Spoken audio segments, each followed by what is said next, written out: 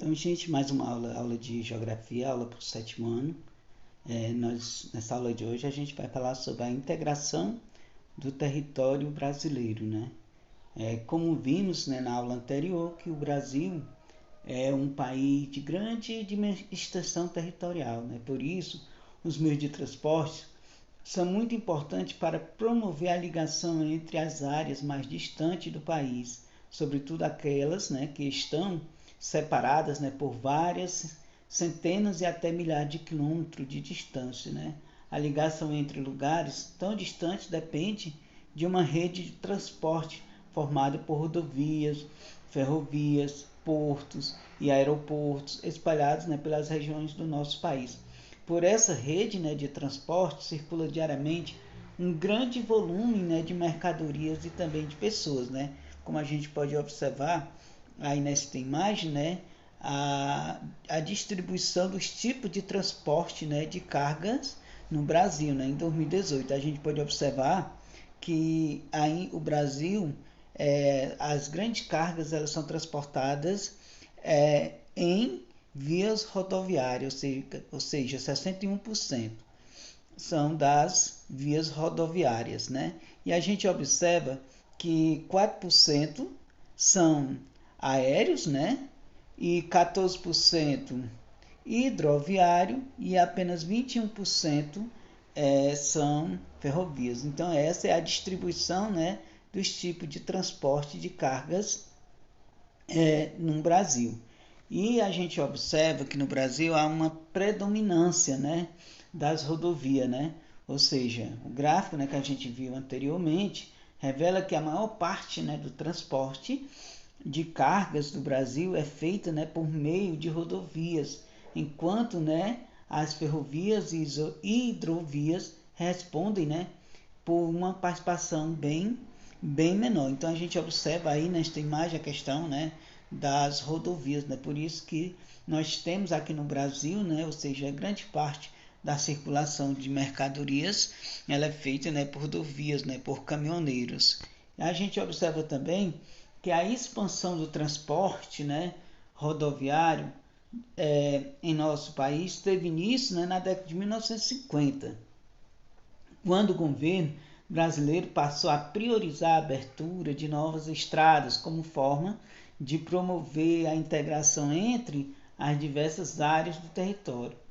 Essa expansão também foi estimulada por contribuir para o desenvolvimento das indústrias automobilísticas, né, no Brasil, aumentando a nossa frota de veículos e acelerando ainda mais a construção de novas estradas, né, como nós observamos aí nesse mapa.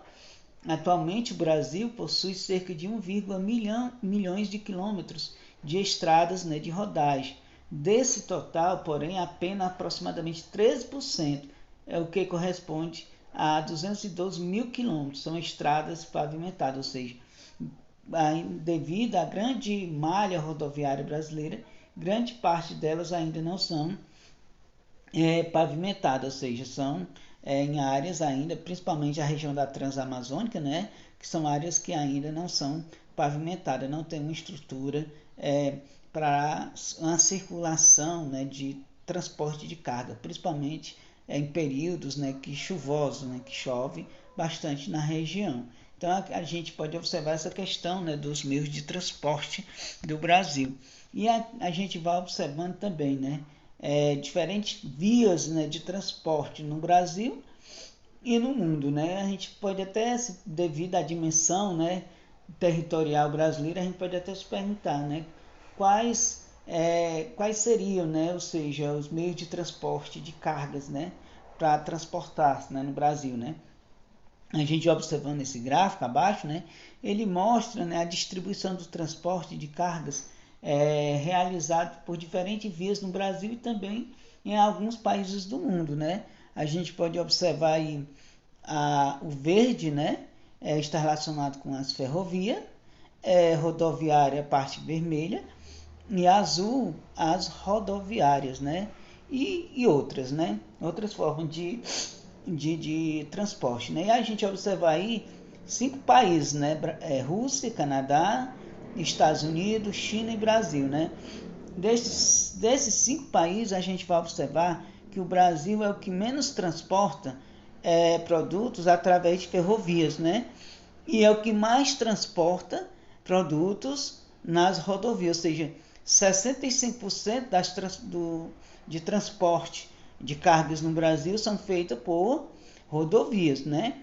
E 15% apenas pelas ferrovias, né? Enquanto nós observamos outros países como Rússia, Canadá, Estados Unidos e China, elas têm, né, uma grande mobilização ferrovias, né?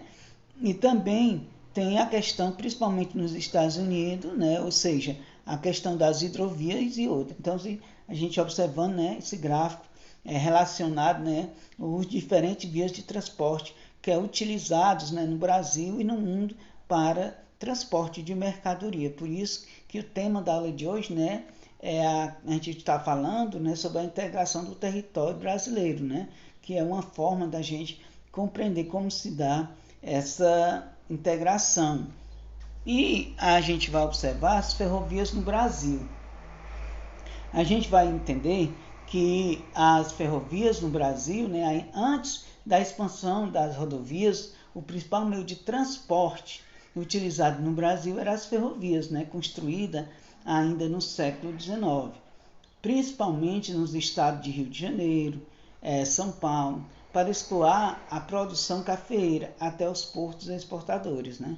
Nas primeiras décadas, né, do século passado, ainda, né, no auge da cultura cafeeira, a malha ferroviária brasileira estendia-se por cerca, né, de 30 mil quilômetros. Ou seja, hoje, atualmente, essa malha é bastante precária, né, e sua extensão permanece praticamente a mesma desde o início do século XX.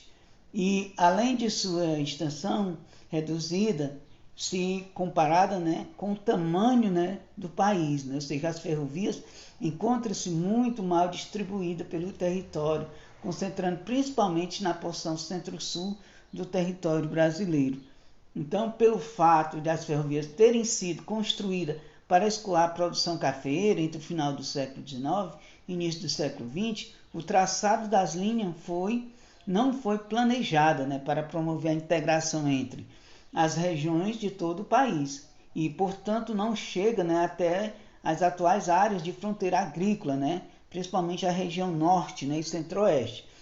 Na tentativa, né, de sanar esse problema, grandes investimentos públicos privados estão sendo aplicados na construção de duas importantes ferrovias, a Ferronorte, né, ligando Cuiabá, no Mato Grosso, e a Santarém, no Pará, né, e a Ferrovia Norte-Sul, ligando Barcarena, no Paraná, e o Rio Grande, e no Rio Grande do Sul, né? Então, essas aqui é uma questão que ainda, né, deve ser muito bem observada, muito bem trabalhada, essas questões das ferrovias, né? Ou seja, a gente observando aí neste mapa, a gente observa, né, os traçados, né, das principais vias do Brasil.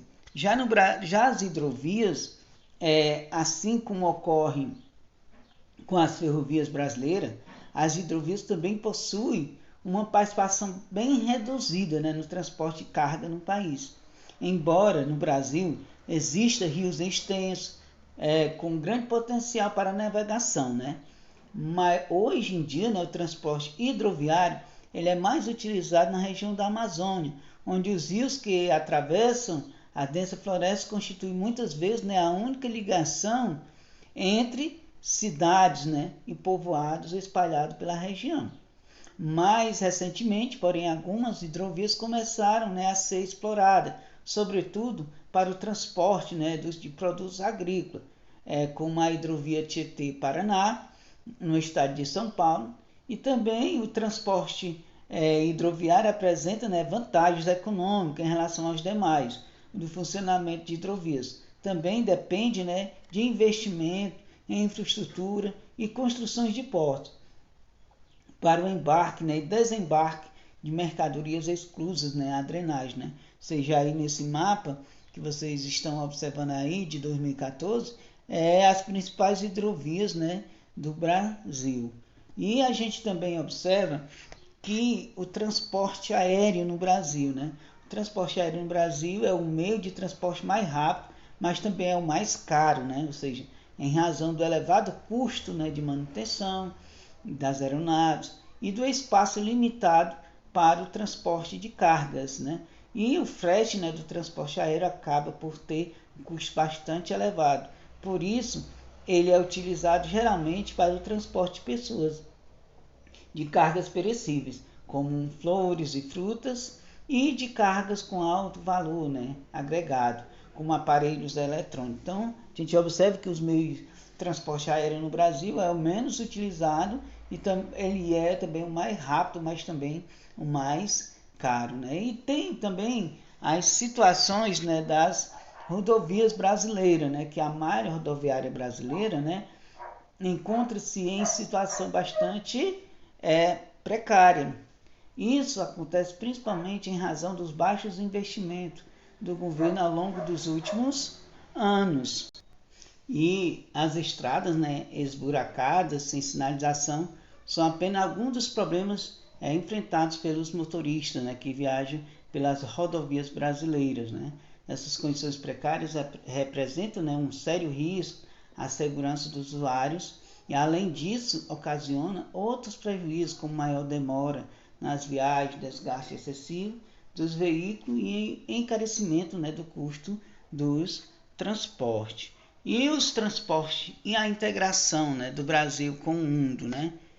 Como é que isso é feito, né? Então, além de promover a integração entre as diferentes regiões do território nacional, a rede, né, de transporte proporciona a ligação do Brasil, estados brasileiros, né, com os demais países do mundo, né? Ou seja, essa ligação ocorre, né, principalmente por meio, né, dos principais portos e aeroportos por onde circula, né, um grande número de pessoas e um enorme volume de mercadorias, né, que chegam dos mais diferentes lugares do mundo e também partem, né, para diversos destinos, né? O Brasil exporta gêneros agrícolas como café, soja, suco de laranja, recursos minerais como alumínio, minério de ferro, óleo, combustíveis e produtos de alta tecnologia como os automóveis e aviões. Os portos brasileiros, né, também desempenham, né, um importante papel no desenvolvimento das relações comerciais que o Brasil mantém, né, com diversos países.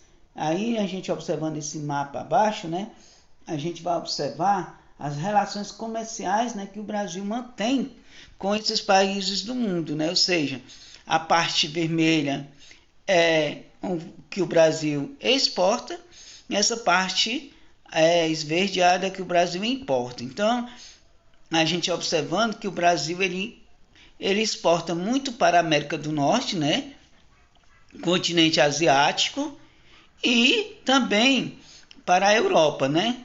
E ele também importa muito, né, do continente europeu e também do continente, né, ou seja, asiático. Então o Brasil ele tem exceção por onde o Brasil mais importa, né, e exporta, né, esses produtos, né.